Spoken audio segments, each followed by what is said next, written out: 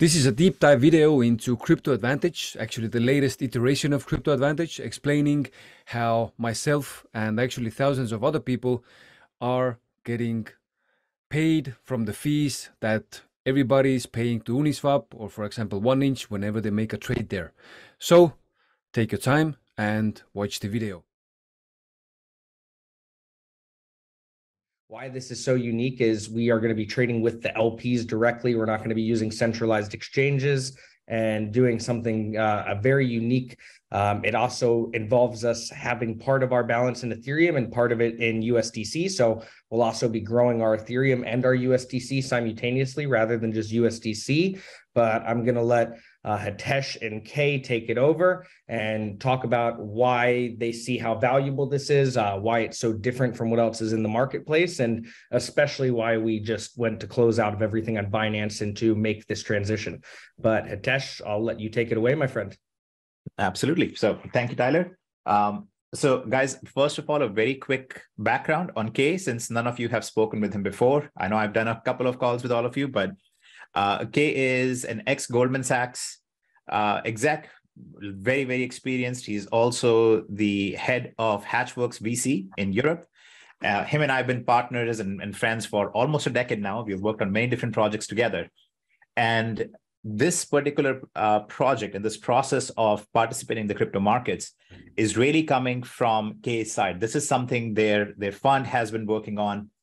And typically, this is the kind of activity that there are some unique funds that they uncover that, and then they just kind of focus on it. They make really good money doing it. And because of our relationship here, we are able to bring that to something like Auvoria Prime and get all of you guys to participate in it. Now, the idea behind it is pretty unique and simple, which is instead of participating on these exchanges and paying them fees every time a trade occurs, we will instead function like the exchange, and we will actually generate fees instead of trying to trade profitably. So I really want to make sure that everybody understands this idea here. We are no longer trying to trade. We are simply acting like an exchange, allowing other people to trade and collecting fees on those trades. So a very different mechanism to go about it. All of this is done with DEXs like Uniswap. It is done with Ethereum, USDC. There are other large-scale, large-cap currencies like LTC, BTC that are also in consideration, but we're going to work only with Ethereum and USDC at the moment. Now, what I'm going to do is just turn it over to Kay, have him, again, introduce himself very briefly, and also go through some of the results and what they have been seeing performing this activity and what the scale looks like, how much money we could actually deploy there. So, Kay, if you would like to unmute yourself and say hi to everyone, that would be great. Thanks, Hitesh, for the intro. Very good to meet all of you. I will give you a quick intro about myself, a little bit about my team. I think one of my senior associates, Zen, may be joining in, or he already has joined. And yeah, as Hitesh said, basically here in London and Europe, that's where our team is based. We have been working with Hitesh for about the better part of the last decade. And yes, my background is at JP Morgan and Goldman Sachs, where I was running a long-short equity book across the European small mid-cap space in equities. And then I left in 2012 and I kind of went on my entrepreneurship journey, and then we started Hatchworks VC in 2018. We are diversified long-short investors across assets, across region, and obviously crypto and blockchain, we do have a pot of money there. Very specifically, we are very interested in algorithmic trading strategies. And of course, the risks that are now that are materializing in crypto, such as large exchanges like Binance, their existence is being called into question, deposits being halted and all that. We're not really fans of what's happening in crypto as well. So what we have been looking at over the last 2 years is the DEXs. Hitesh mentioned Uniswap, but we're also looking at 1inch and some of the larger DEXs. And so we started to look at the other side of the liquidity curve, and we looked at the DEXs, and it became possible, especially after Ethereum's merge, given where gas fees are, is to create a financial product. I'll get into that in a little bit, but also how we can scale this and we can offer this to select groups or select funds. And we have been doing a lot of research on refis over I would say 9 months during this whole bear market, and really seen how it performs in this bear market. And just today we completed another test with around 250K of our own capital. In total, we have committed close to 800K in research for this whole initiative, and we have done around 6% APY.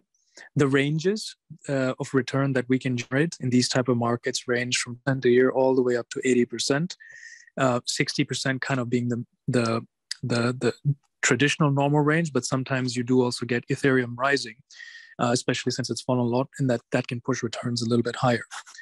That's not to say that these are the returns we expect will necessarily happen going forward, but it's worth noting that these are the ranges that we can generate internally as a product, and also for those that are committing funds to this product, just by being liquidity providers on this liquidity frontier. We have found a way to provide liquidity in the global Ethereum, LTC, USDC, and these markets on a very tight part of the liquidity curve that allows us to generate pretty high APYs in the ranges that I mentioned. So guys, like Kate described, we are looking at pretty significant returns, but I want to clarify a couple of points. The return range that Kate just described, even around the 60% range and above, one, it does not include the capital gain from the value of Ethereum going up. Okay, so for example, if you're accumulating Ethereum and Ethereum goes up 20%, this does not account for that. That's in addition to it. Also remember that half of the funds are in Ethereum. So if you think about it from a leverage trading perspective, you're trading effectively at half X, right? You're doing it at 0.5X, meaning if Ethereum drops in value, you don't see the exact same drop on your side. You're only seeing half of that. So Ethereum dropping by 10%, you're only going to see a drop of 5% on the value of your Ethereum, right, in your account as a whole. And you're still generating fees along the way. So you're constantly making money from the fees. One big difference between this and trading is that you will never see a loss, in the sense that you're not going to see a lost trade. The P&L will always be positive because you're always just making fees. You're always generating fees. Just like Binance, in theory, should never see a loss. FTX, in theory, should have never seen a loss. Somebody deposits money, they charge a fee. Somebody withdraws money, they charge a fee. They should only be making money. And that's kind of the idea here. So this doesn't fit into the traditional paradigm of how trading works.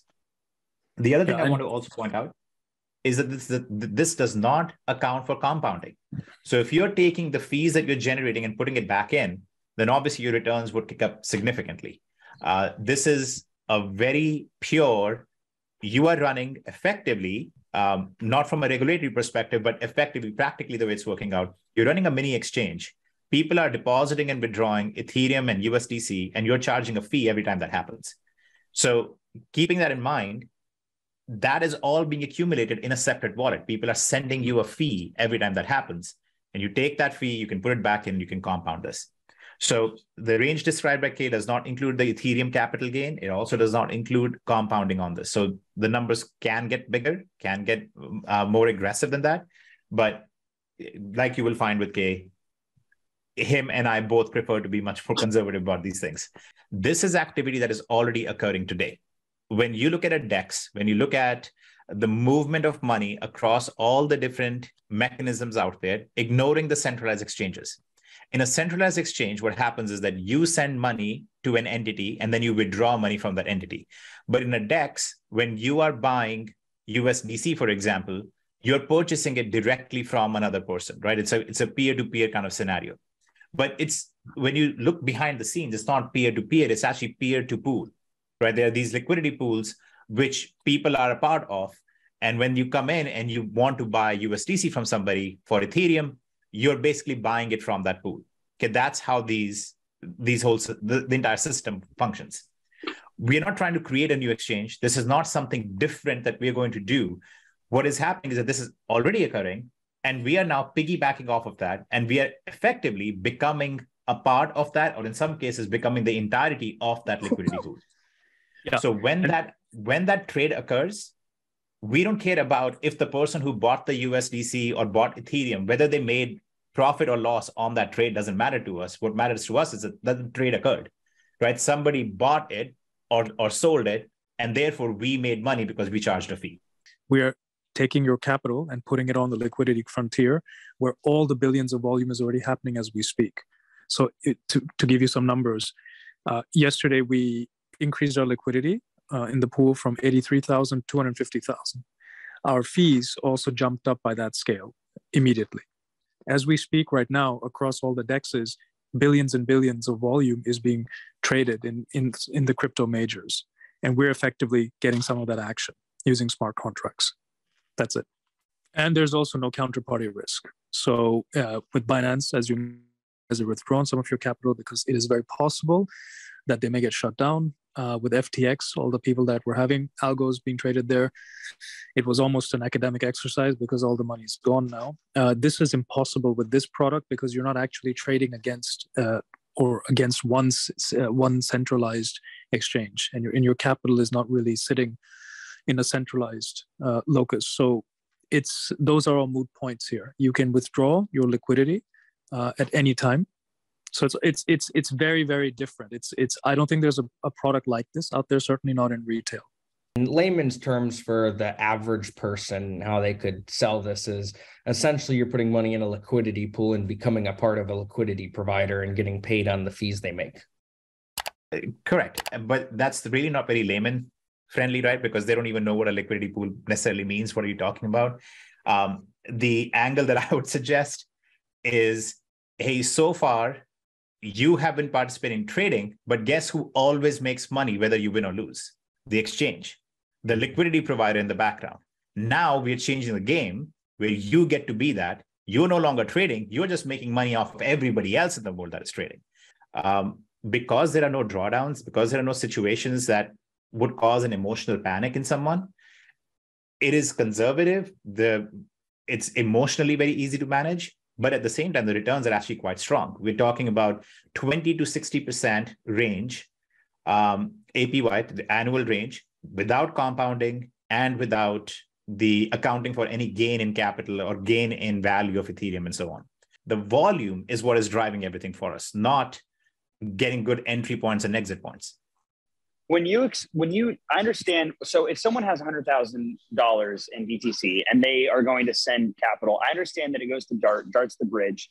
The capital, essentially, if I'm correct, it lives in Dart and then it's API. But with the DEX, can you explain a little bit where capital is being housed in the platform? Because I understand it's not an exchange, it's not a Binance, not a Kraken. But I'm not familiar with DEXs myself personally. I think some people on the call probably aren't either. So just because I see this as a really great hedge and a store of value, but I would just like to understand a little bit better where funds are actually being stored. At that moment, Dart basically sends that $100,000, just like in the past, it would have sent it to Binance for trading. It now sends that $100,000 into a DEX-based liquidity pool. And Kay, if you want to take over from there on the journey and what happens there.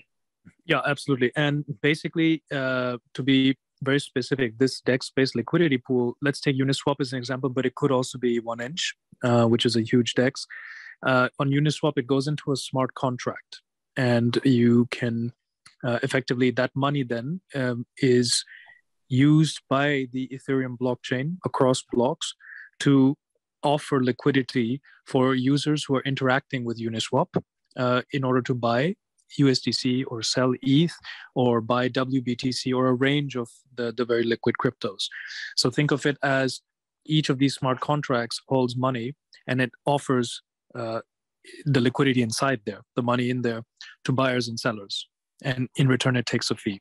So that's where the funds are effectively stored in smart contracts, which are connected to these master smart contracts, if you will, of Uniswap and 1inch, etc. We basically partition the liquidity for best diversification. As Hitesh said, view it as inventory, and you are basically a mini exchange now suddenly, right? As a result of this. So in most instances, it would be 50-50.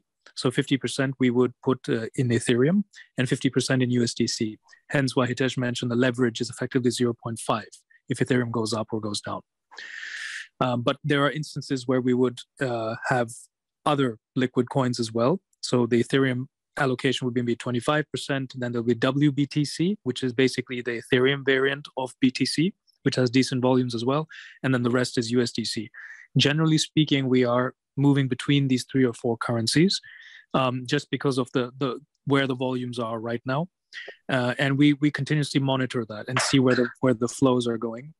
In short, the answer is at this moment, no. We don't have the ability to see that. And I won't say, I don't want to use the word front run because it's not that, but adjust liquidity. But what we can certainly do is react very quickly. It's because of the way we have structured this, the algos, we can get in and out. For example, right now as we speak, I believe Powell is speaking, FOMC decision today, or there's certainly some rate-related news. So we have actually pulled all liquidity within a few seconds, and we're going to enter back a bit later. A lot of this program is macro adjusted anyway, because not to give a long-winded answer, but just go back to what Hitesh said, we're here to generate fees on the capital provided, and the capital provided is just inventory for us, and the value of that fluctuates based on Ethereum prices or WBTC prices. USDC prices don't fluctuate, so that's a stable coin. The goal is not for us to make capital gains for you guys on that inventory or capital losses. These happen based on the value of these coins, right? The goal for us to generate fees. So because this capital is sitting in a smart contract, there is no individual, right? There is no CEO of a company on the other side that is in control of that can make a bad decision or that can lend it to Alameda or something. So it's just want to be very, very clear that your capital, when it is not in active trading, it is sitting on the bridge with DART, right? It's sitting at a custodian that is licensed, registered with the government, has MTLs, all that stuff. So it's quite safe. Then when it is allocated into the actual liquidity pool, it is sitting in a smart contract. Some of it is in Ethereum, some of it is in USDC. There might be additional portions of it as well in the future, but it's going to be sitting in those smart contracts. There is nobody who has access to it. There is no individual. There are no people with a private key that can access those pools, those wallets, those contracts, and try to steal the money from there. So as far as security goes, this is amongst the best out there. Now, look, there is always a chance that something unpredictable or something unprecedented happens. There's always that risk.